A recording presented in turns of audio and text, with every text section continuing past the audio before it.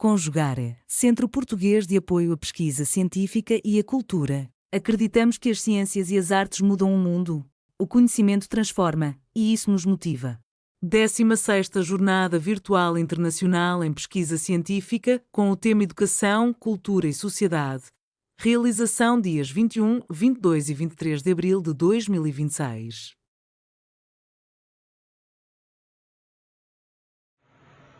Olá, eu sou Geraldo Marques da Silva, doutorando em Educação pelo Programa de Pós-Graduação da Universidade Federal de Goiás.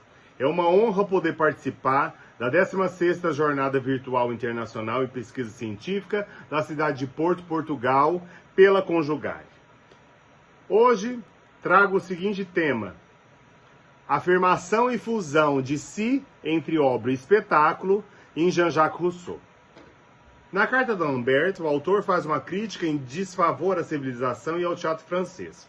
Segundo Gemini Brino, abro aspas, a razão corrompe-se ao nascer e o homem ainda indomado torna-se indisciplinável antes de ter carregado o jugo das leis. Fecho aspas.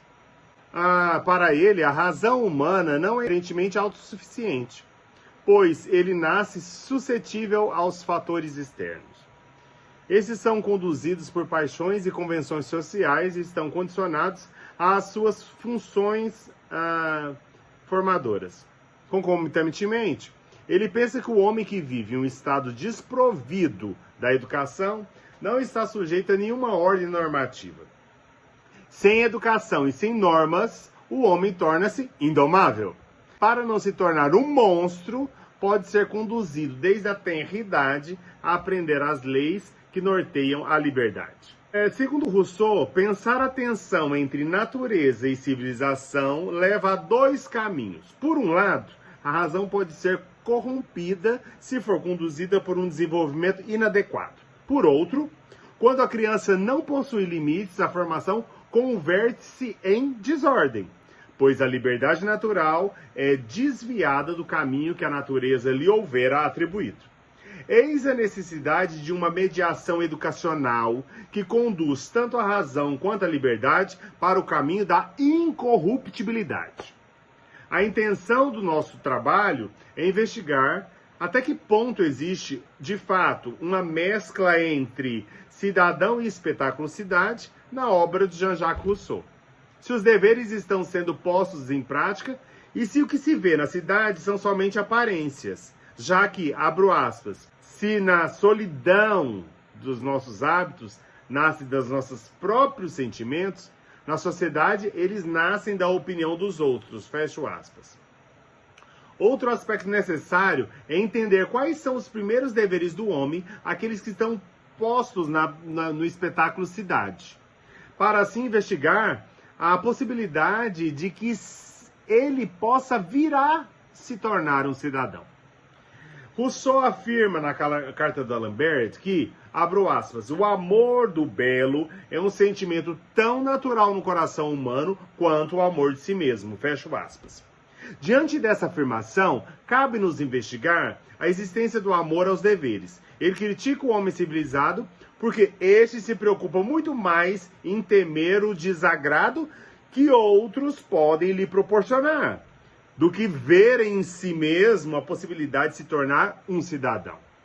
Ele afirma que o homem, abro aspas, deixa de ser cidadão antes da morte, fecho aspas.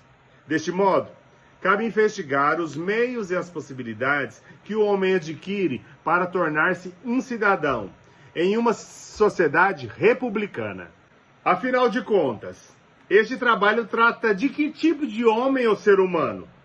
Rousseau diz que os homens mais honrados em seu contexto histórico são os financistas que insultam a indigência pública e se alimentam dela, e os cortesãos que adulam e não pagam as suas dívidas.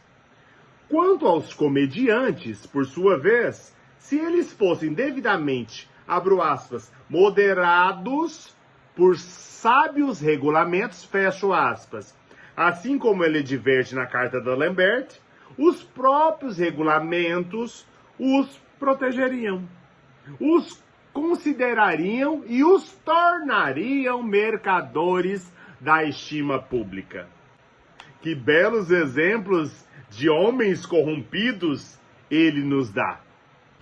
A afirmação de que, uma vez regulados, os comediantes encontrariam a igualdade e seriam colocados no nível dos demais cidadãos, tornando-se assim estimáveis e promovendo nas apresentações teatrais francesas prazeres honestos, espetáculos decentes e a valorização do bom gosto e dos bons costumes, significa excessivamente a posição de Rousseau.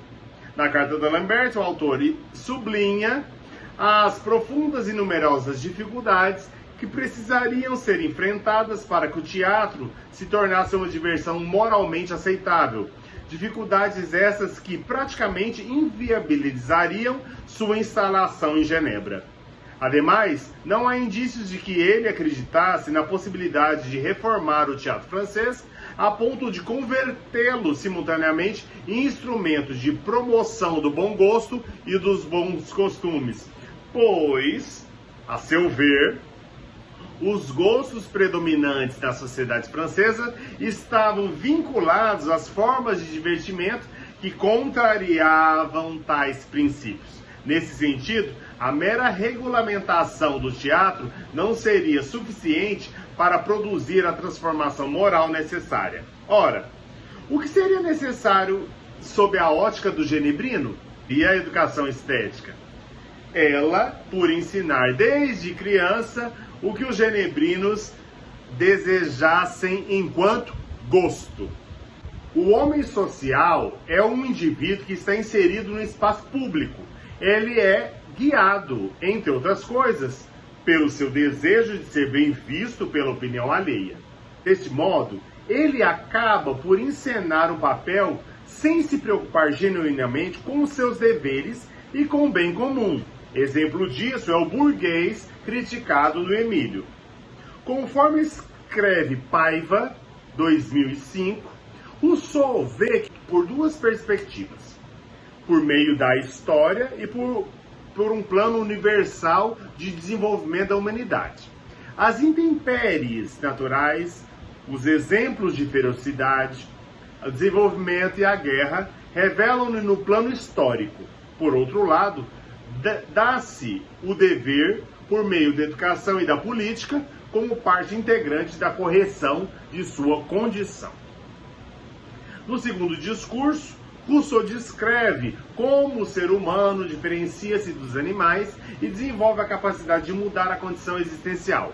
O homem natural atravessa por um longo caminho e capacita-se até chegar à socialização.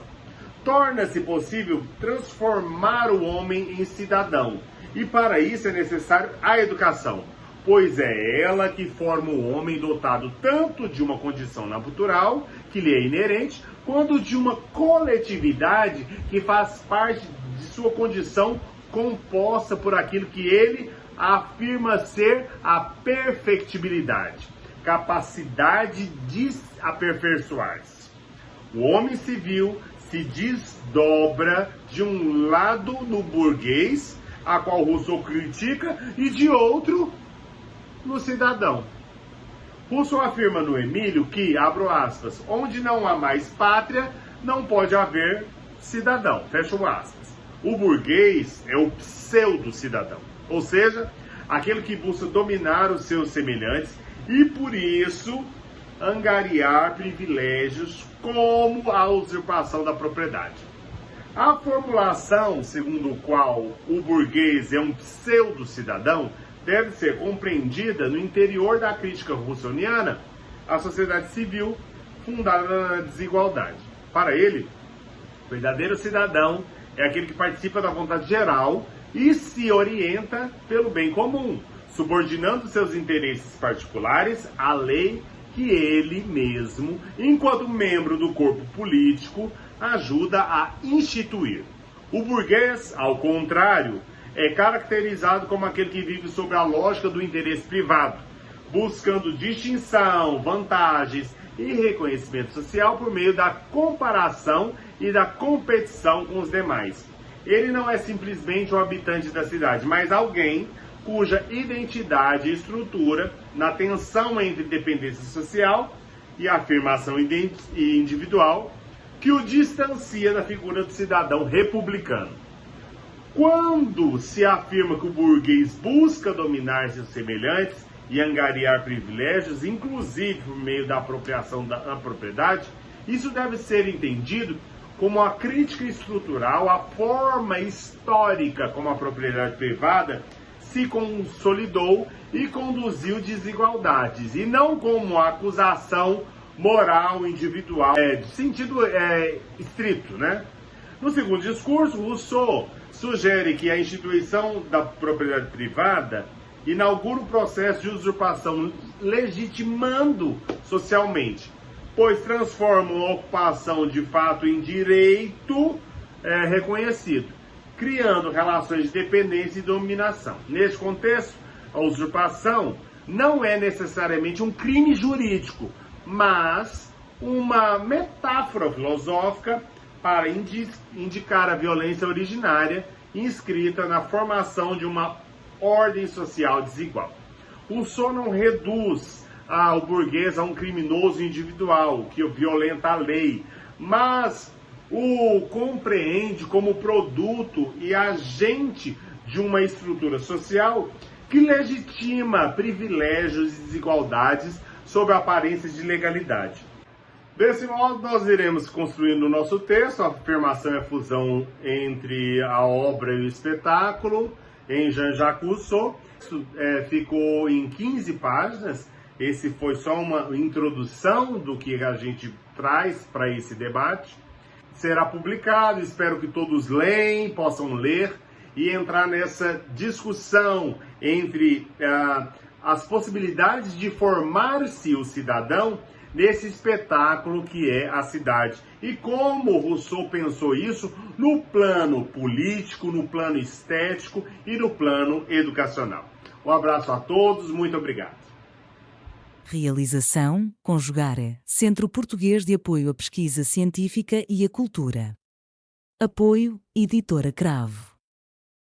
Inscreva-se no canal, comente, curta e compartilhe. Obrigado por assistir.